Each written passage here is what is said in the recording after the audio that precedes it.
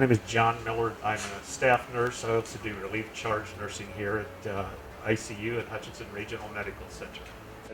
The pattern of what we have seen with COVID, and it has come to, we've been on the uptick here, and this wave of people, I think that's the difference. What we're seeing with this group, that more people when they come in are just so sick, and so then the number of deaths then that we have seen with that.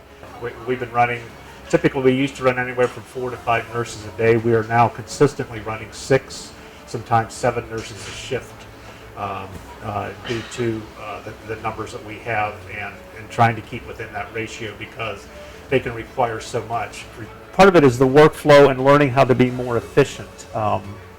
Because when you go in a room, the last thing you want to do is have to be, thinking and we do that with each other. You can open the door and say, hey, if somebody's passing by, can you go get me?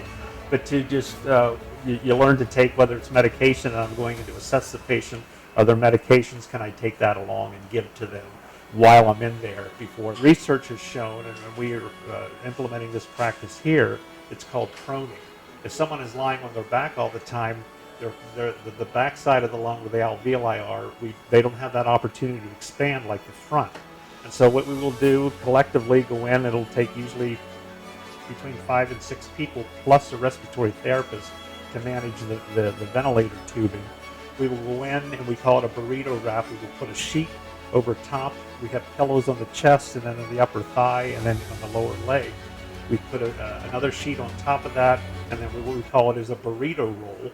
We roll that together, and on a count of 1, 2, 3, we will it's usually in a couple of movements towards one side of the bed, and then collectively on another 3 count, completely turn that person over on their stomach.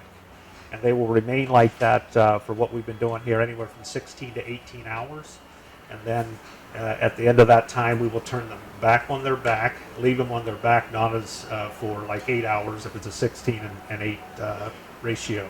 And the IV pumps then are outside the room. We do that. That's designed. We put a lot of extension tubes together that runs under the door and across the floor to the patient, so that if there's changes in these medications, like the sedation, depending on the person, you can go through bottles of that pretty quickly. And so we want to be able to access or get to those pumps quickly, so that we don't have to put on the full PPE, the protective gear that we need to put on for that. And so that enables us just to be able to respond to those alarms and keep the patient comfortable, keep them still as they're in this very acute phase.